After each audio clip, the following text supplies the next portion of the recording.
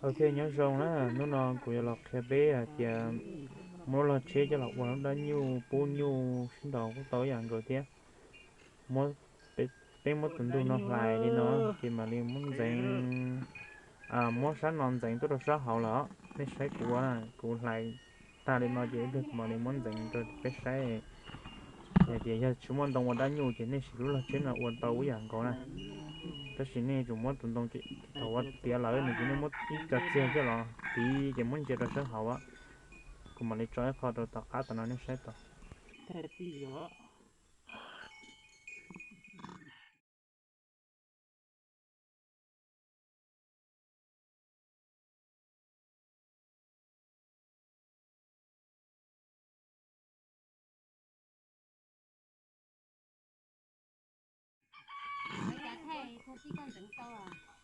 tao xin đó bắt được thay hơn nữa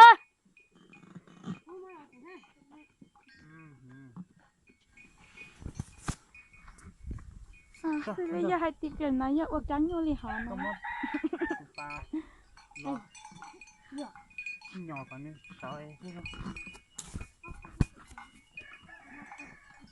mua cho lúc bà ta nhìn mua con này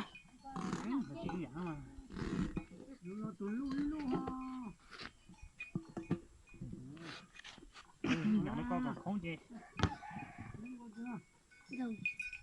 nhỏ đi con đi lại nó xem No, no come. No se come. ôi yên thì thế bên nó địa vô chân nhá nè còn nó chưa tao tao lúc đi nó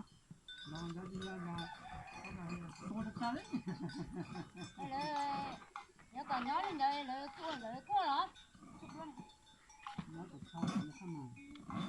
ừ nhóc khỏi nó chưa hay nữa rồi xin cho khá à Là còn ra có bác của con xưa. Ấy là xin đầu tiên liền. Này á, giờ mãi lớn con á. mẹ ô lệ lệ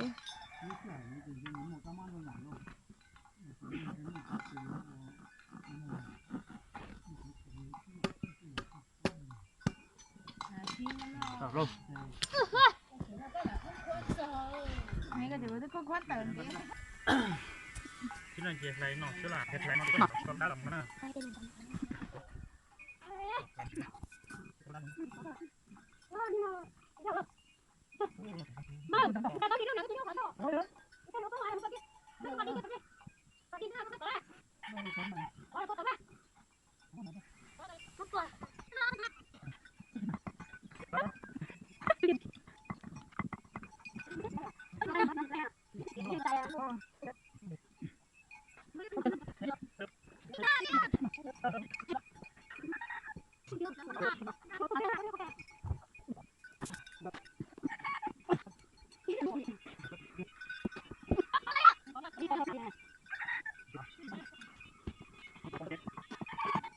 Tao vô mà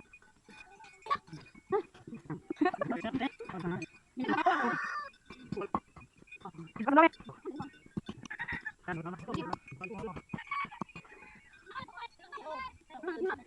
tao hiểu không được